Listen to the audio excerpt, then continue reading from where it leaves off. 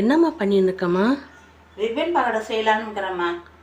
Ribbon பகோடாவா? ஆமாம், leave விட்டாச்சு இல்லைம்மா பசங்களுக்கு. சாயந்தரம் நேக்ஸ் கேட்பாங்க இல்லையா, அதை ரிப்பன் பகடை செய்கிறேன். அது எப்படிம்மா பண்ணுறதுமா ரிப்பன் பகோடா? இப்போ நான் செய்வேன் பாருமா அது எப்படின்னுட்டு. இந்த கப்பில் 3 கப்பு கடல மாவும்மா எடுக்கணும். ஃபஸ்ட்டு ஒரு கப்பு கொட்டினேன் இல்லைம்மா, இது 2வது கப்பு மாவு. எந்த கப்பு எடுத்தாலும்மா இதே மாதிரி 3 கப்பு கடல மாவு எடுக்கணுமா.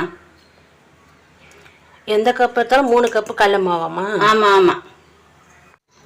இதே கப்பில் ஒரு பச்சரிசி மாவு, 1 கப்பு பச்சரிசி மாவும்மா.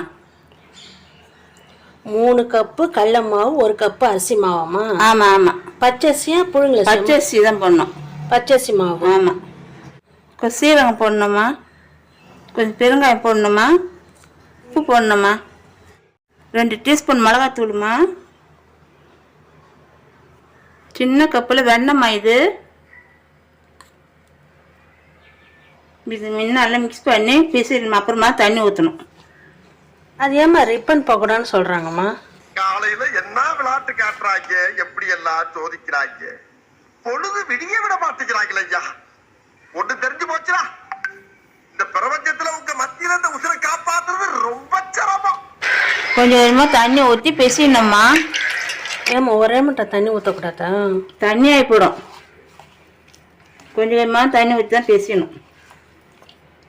இந்த மதமாக பிசையணும், கல்லாட்டும் பிசையக்கூடாது. இப்படி தான் பிசையணும். ரிப்பன் பகடா தட்டு மாவு இப்படி தான் போடணும். எண்ணெய் நல்லா காஞ்சிச்சுமா, மாவு பிசைஞ்சிச்சு இல்லைம்மா. இப்போ ரிப்பன் பகடா பிசையணும்மா. அப்படியே தீ அதிகமாக வைக்கக்கூடாதுமா, தீ கம்மியாக வைக்கணும்மா. தீ கம்மியில் வச்சு சுட்டாதாம்மா ரிப்பன் பகடா போறன்னு இருக்குமா. இந்த மாதிரி எடுத்தாதாம்மா போறன்னு இருக்கும்மா. சூப்பராக ரிப்பன் பகடா ரெடி ஆகி போச்சுங்களா. நீங்களும் செஞ்சு பாருங்க.